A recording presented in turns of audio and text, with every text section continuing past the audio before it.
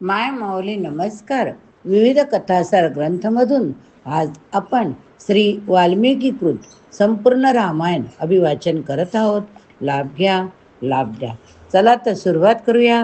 भाग 13 अयोध्या कांड. मागील भागावरून पुढील भाग सुरू. तथापि सीतेला मात्र कुश दर्भापासून बनवलेले वस्त्र वल्कले स्वीकारताना अतिशय दुःख झाले. तिच्या डोळ्यात अश्रू तरळले. जेव्हा तिने ते वस्त्र परिधान करायला प्रयत्न केला तेव्हा ते गळून पडत होते, कारण असा वेश परिधान करण्याचा तिला अजिबात सराव नव्हता. नंतर रामाने ती वल्कले घेतली, सीतेच्या रेशमी साडीवरून ती पांघरली. वशिष्ठ मुनींना हे सर्व असह्य झाले. डोळ्यात अश्रू आलेल्या वशिष्ठांनी रामाला थांबवले. अतिशय कठोर शब्दात कैकेयीची निर्वचना केली. हे अधमस्त्रिये, प्रत्येकाची रामाच्या पाठोपाठ जायची तयारी आहे, हे तुझ्या लक्षात कसे येत नाही? खरोखर तुला कळलेच की भरत आणि शत्रुघ्न देखील रामाच्या पाठोपाठ जातील आणि रिकामे राज्य करण्यासाठी तू एकटी राहशील. कमीत कमी सीतेला तरी आरामदायी वेशात वनात जाऊ दे. तिला कोणत्या तरी वाहनातून जाण्याची परवानगी दे ग. तथापि आपल्या पतीच्या पावलावर पाऊल टाकण्याच्या सीतेने निर्धार केलेला होता. त्यावेळी कौशल्यने सीतेला आलिंगन दिले, तिला स्त्रीसुलभ उपदेश केला. हे तर ख्यातच आहे की दुर्दैव ओढवले की स्त्रिया धर्मपालक प्रेमळ पतीचा सुद्धा परित्याग करतात. अशा दुष्ट स्त्रिया भूतकाळातील सर्व उपकार विसरतात, त्यांना काही बांधू शकत नाही. कृतज्ञतापूर्णपणामुळे अशा स्वार्थी स्त्रिया विद्वत्ता, भेटी, अगदी विवाहबंधनाने सुद्धा काबूत राहत नाही. तथापि अशाही स्त्रिया असतात की ज्या स्वभावतः सौम्य, सत्यप्रिय, आज्ञाधारक असतात. म्हणूनच ते आपल्या पतीला सर्वात अधिक मान देतात. हे सीते, माझ्या पुत्राच्या वनवासामुळे तू त्याचा तिरस्कार करू नकोस. कोणत्याही परिस्थितीत त्याचे स्थान तुझा पूजनीय परमेश्वर म्हणूनच असू दे. सीतेने हात सोडून या शब्दाचा स्वीकार केला आणि ती उतरली. माझ्या पतीविषयी माझी कर्तव्य मी जाणून आहे. कृपया दुराचारी स्त्रियांबद्दल आपण माझ्याशी बोलू नये. माझा रामासोबत तसाच संबंध आहे जसा चंद्रप्रकाशाचा चंद्राशी असतो. तारेशिवाय विणा संभवत नाही, चाकाशिवाय रथ नाही, त्याचप्रमाणे जरी पत्नीला हजारो पुत्र असले तरी पतीशिवाय तिला भविष्य नाही. किती सुंदर वाक्य बघा, की पतीशिवाय तिला भविष्य नाही. राम माझे परमेश्वर नेहमी परमेश्वरच राहतील, मी त्याचा तिरस्कार कसा करू शकेल?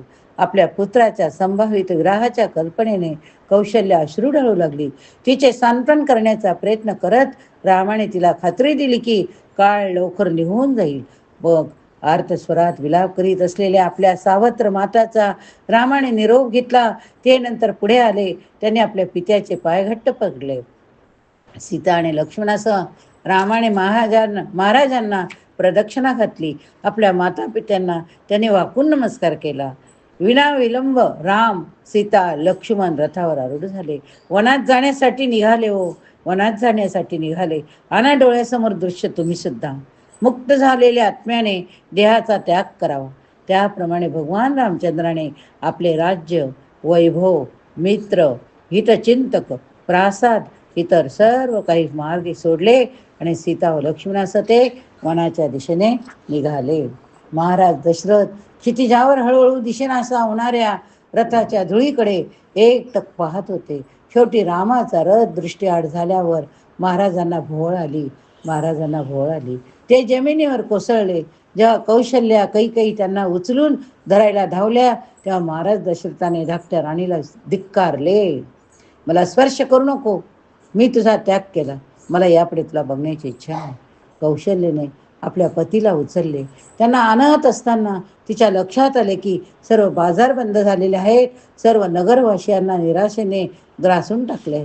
आपल्या प्रासादात प्रवेश केल्यानंतर महाराजांनी कौशल्याच्या दालनात जाण्याची इच्छा व्यक्त केली.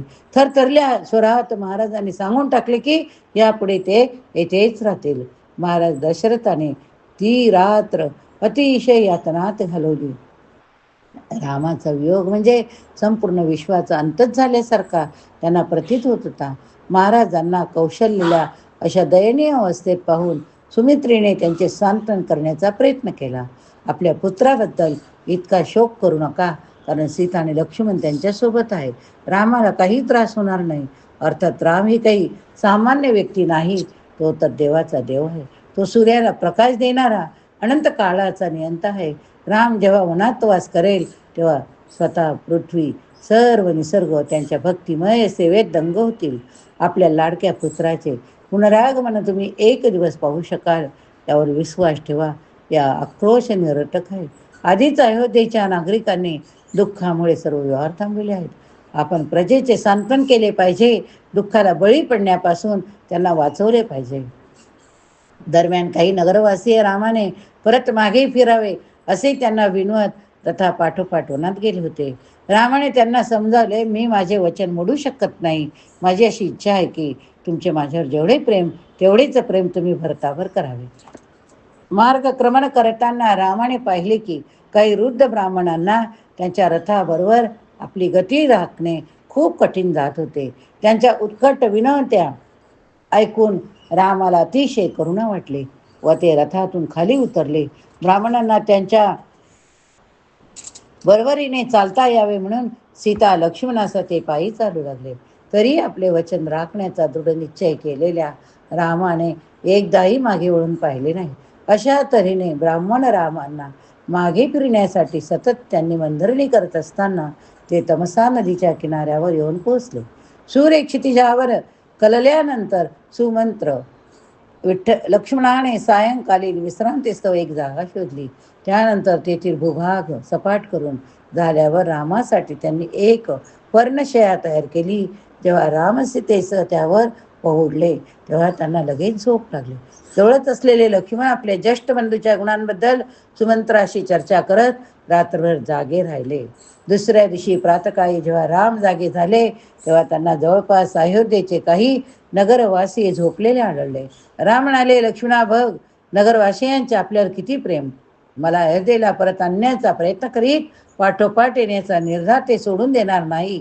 ते आपली घरे कुटुंबियांना पूर्णपणे विसरले. कैकेयीचा शाप आपल्याप्रमाणे त्यांनाही त्रासदायक ठरू नये म्हणून त्यांना जाग येण्यापूर्वीच आपण येथून निघून जाऊया. एक योजना आखत ते लक्ष्मणाला म्हणाले, सुमंत्रांना रथ अशा तऱ्हेने हाकू दे जेणेकरून नगरवासीय संभ्रमात पटेल की आपण नक्की कोणत्या दिशेने गेलो आहोत. अशा तऱ्हेने यापुढे आपल्या मागावर येणे त्यांना शक्य होणार नाही. तमसा नदी पार केल्यावर रामाने सुमंत्रांना सूचना दिली की नागरिकांना संभ्रमात टाकण्याकरिता रथ अगदी स्पष्टपणे दिसणाऱ्या मार्गाने घेऊन जावा, नंतर परत यावे. नंतर सुमंत्राने रथ हाकलला. जेव्हा काही वेळानंतर ते परतले तेव्हा राम लक्ष्मण सीता रथावर आरूढ झाले. रथाने दुसऱ्याच मार्गाने वनाच्या दिशेने प्रस्थान केले. जेव्हा नगरवासीय जागे झाले तेव्हा त्यांच्या प्रिय रामाला त्यांनी सर्व दिशांना शोधले. अस्वस्थतेने इकडे तिकडे शोध घेत असता त्यांना रथाच्या चाकाचे ठसे दिसले. पण थोड्या अंतराने ते ठसे अचानक थांबलेले होते. कुठल्या मार्गाने जाणे ठरवता न आल्याने ते दूरवर दृष्टी लावून पाहत राहिले, शोक करू लागले. राम निघून गेल्यावर लोक दुःखाने स्वतःचा धिक्कार करू लागले. रामाशिवाय आम्ही अयोध्येला कसे परत जावे? आम्ही त्यांना परत आणण्यात अयशस्वी झालो म्हणून आमची बायका मुले काय म्हणतील? रामाच्या सुंदर मुखचंद्राशिवाय जगण्यास काय अर्थ? पती मुले इतकेच काय तर स्वतःच्या आयुष्याचा तरी आता काय उपयोग? जनकपुत्री कमल नयन रामाशिवाय आता गृहसौख्य सुद्धा निरर्थक आहे. काही पर्याय न उरल्याने अतिशय विकल मनोवस्थेत अयोध्यावासीय परतले. जेव्हा गृहिणींनी पाहिले की पुरुष मंडळी रामाच्या शिवायच परतले आहेत तेव्हा त्यांनी त्यांची निर्वचना करायला सुरुवात केली. बऱ्याच जणींनी नुसते बसकन मारली त्या आक्रोश करू लागल्या. धक्क्यामुळे बऱ्याच जणी बोलण्याच्या वा काही ऐकण्याच्या मनस्थितीत नव्हत्या. अयोध्येतील प्रत्येक जण आपल्या कैकेयीच्या आधिपत्याखाली राहणार नाही अशी शपथ घेत तिला दूषणे देऊ लागल्या. एखाद्या आटलेल्या महासागरासारखे अयोध्यातील जीवन हळूहळू जवळजवळ स्तब्ध झाले. ब्राह्मण आपली कर्तव्य दुर्लक्षित करू लागले. व्यापाऱ्यांनी उद्योगधंदा करणे सोडून दिले. गृहस्थांनी भोजन बनवणेच बंद केले. पाळीव जनावरे गोंधळल्या गत मुखातले गवत जमिनीवर पडू देऊ लागले. गायी आपल्या वासरांना दूध देत नव्हत्या. मातांनाही आपल्या पुत्रांचे स्वागत करण्यास आनंद वाटत नव्हता. अगदी आकाशातले तारे सुद्धा कठोर झाले होते. दुःखाने व्याकुळ झाल्यामुळे अयोध्येतील कुणी धड खाऊ शकत नव्हता. स्वतःला मनोरंजनात गुंतवू शकत नव्हता. रामाच्या विरह भावनेत व्याकुळ झाल्याने खरोखर प्रत्येक जण जणू निष्प्राण वाटत होता. राम जसजसे विविध प्रदेशातून, गावातून, अरण्यातून जात होते, तसे त्यांच्या निष्कामनाबद्दल महाराज दशरथांना कैकईला दोष देणारे लोकांचे बोल त्यांना ऐकू येत होते. शेवटी वेद, श्रुती, गोमती या नद्या पार केल्यावर कौशल राज्याची दक्षिण सीमा असलेल्या सैंदिका नदीजवळ ते आले. राम रथातून उतरले. आपल्या जन्मभूमीचा निरोप घेण्यासाठी अयोध्येकडे तोंड करून हात जोडून उभे राहिले. अनेक स्थानिक रहिवासी रामाच्या पाठोपाठ आलेले होते. जेव्हा रामाने त्यांना परतण्यास सांगितले, तेव्हा निघून जाणे शक्य होत नसल्यामुळे ते आर्त स्वरात रडू लागले. त्यांचे दुःख कमी व्हावे आशेने रामत्वरेने तेथून निघून गेले. जेव्हा ते गंगेपाशी पोचले, तेव्हा रामाने सुमंत्रांना किनाऱ्यावरील एका मोठ्या वृक्षाखाली रथ थांबविण्याची विनंती केली. या प्रदेशाचा निषाद कुळात जन्मलेल्या गुह हा राजा रामाचा निकटचा स्नेही होता. जेव्हा गुहाला रामाच्या आगमनाची बातमी समजली, तेव्हा तो नंदाने आपले मंत्रीगण नातेवाईकांसमवेत त्यांना भेटायला आला. जरी गुहराजा निषाद कुटुंबात जन्मलेले होते, खालच्या जातीतले होते, तरी एका महान भक्ताचे सर्व गुण त्यांच्या ठायी होते. ते शांत, आत्मसंयमी, विनम्र, सहिष्णू, दानशूर होते. खरे तर ते एखाद्या ब्राह्मणापेक्षाही श्रेष्ठ होते, कारण ते भगवंतांना पूर्णपणे शरण गेलेले होते. मनुष्याची जात त्याच्या जन्माने ठरते असे समजणे मोठी चूक आहे. वेदांचा निष्कर्ष नव्हे, किंबहुना जाती गुणांवरून ठरते. गोह येत असलेले पाहून राम लक्ष्मण त्यांना अभिवादन करायला पुढे सरसावले. निषाद राजाने रामांना मोठ्या प्रेमाने आलिंगन दिले. दोघा बंधूने वल्कले धारण केलेले पाहून दुखावलेल्या गुहाने म्हटले, प्रिय रामा, माझे राज्य माझ्या इतकेच तुमचेही आहे. म्हणून कृपया अयोध्येत असल्याचे समजून येथील प्रत्येक वस्तूचा वापर करा. आपण माझे अतिथी म्हणून आलात, आता मी माझा गौरव समजतो, असा गौरव समजतो. रामाच्या भव्य स्वागतासाठी गुहाने उत्तमोत्तम स्वादिष्ट पदार्थ, सुखदशया, पूजा अर्चनेचे सामान आणले. हे पाहून राम प्रसन्न झाले. गुहांना लिंगन देऊन म्हणाले, तू जे काही मला देऊ केले ते मी मानसिकरित्या स्वीकारतो. तथा मी केवळ कुश, गवत, झाडाची साले, मृगाजीन परिधान करण्याची शपथ घेतलेली. फक्त कंदमुळे, फळे यावर निर्वाह करण्याचे ठरविले. त्यामुळे या भेटी मी प्रत्यक्षात स्वीकारू शकत नाही. म्हणून तो आणलेल्या गोष्टीपैकी अन्न सोडून सर्व काही परत न्यावे. हे अन्न महाराज दशरथाच्या लाडक्या उमद्या अश्रूंना, अश्वांना चारण्यासाठी मी वापरू शकतो. यावर गुहाने ती स्वादिष्ट पदार्थाची मेजवानी अश्वांना दिली. रामाने गंगेच्या सन्मार्थ त्या दिवशी उपवास केल्या कारणाने फक्त थोडेसे पाणी घेतले. त्या रात्री सीता राम एका वृक्षाखाली झोपले. लक्ष्मण गुह तेथे पहारा देत होते. लक्ष्मणाला गुहाने विश्रांती घेण्याची विनंती केली, पण रामाने सीता निजले असताना तसे करण्यास लक्ष्मणाने नकार दिला. दुसऱ्या दिवशी सकाळी गंगा नदी पार करण्याचे रामाने ठरवले. रामाचा निर्णय ऐकल्यावर त्यांना पलीकडे घेऊन जाण्यासाठी एक सुंदर नौका आणण्याची आज्ञा गुहाने आपल्या सेवकांना दिली. नौका आल्यावर रामाने सुमंत्रांना म्हटले, आता तुम्ही अयोध्येला परत जावे. महाराज दशरथाची सेवा करावी. तुम्ही स्थिर चित्त असावे, जेणेकरून इतरांचे सांत्वन करणे तुम्हाला शक्य होईल.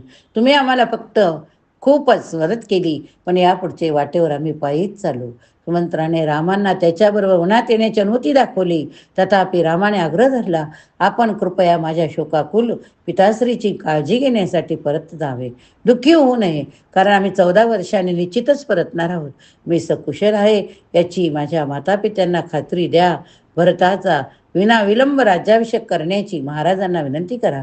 माझ्या पतीने भरताला विनंती करा की आपल्या सर्व मातांना त्याने समानतेने वागवावे. रामांना सोडून जाण्याचा विचार सन्न होऊन सुमंत्राने युक्तिवाद केला, या रथातून मी जेव्हा अयोध्येला एकटाच परतील, तेव्हा लोक शेकडो पटीने जास्त दुःखी होतील. हे रामा, कृपा करून तुमच्या सोबत येण्याची मला अनुमती द्यावी. जर आपण माझा त्याग केलात तर माझे जीवन असह्य होईल. मी नक्कीच अग्निप्रवेश करेन किंवा जलसमाधी घेईन. त्यावर राम उतरले, मी तुम्हाला अयोध्येला परत एवढ्याचसाठी पाठवत आहे की असे केल्याने मी नक्की वनात प्रवेश केलेला आहे याची माता कैकेयीला खात्री पटेल. तुम्ही या रथासह परतला नाहीत तर मी कोणत्याही क्षणी परतून येईल, अशी भीती तिच्या मनात सतत राहील. गुहाकडे वळून राम म्हणाले, ज्या वनात स्नेही आणि सेवक माझ्या भोवताली असतील अशा वनात राहण्याची मला इच्छा नाही. मी एखाद्या निर्जन ठिकाणी जाईल, ऋषीप्रमाणे राहील. म्हणून माझ्या केसांच्या जटा बांधण्यासाठी मला कृपया वडाचा चीक आणून द्या. जेव्हा मोहाने तो चीक आणला तेव्हा राम आणि लक्ष्मण यांनी तो केसांना लावून केसांच्या जटा बांधल्या. अशा प्रकारे ते वनात राहणाऱ्या तपस्याप्रमाणे दिसू लागले. त्यानंतर गुहाचा निरोप घेत सीता, राम, लक्ष्मण नौकेवर चढले आणि तेथून निघाले. त्यानंतर बघूया पुढच्या भागात काय ते. या ठिकाणी हा भाग संपवूया. बोला जय श्रीराम. श्रीराम जय राम जय जय राम. श्रीराम जय राम जय जय राम. श्रीराम जय राम जय जय राम. श्रीराम जय राम जय जय राम. जर श्रवण केले तर जय श्रीराम लिहायला विसरू नका.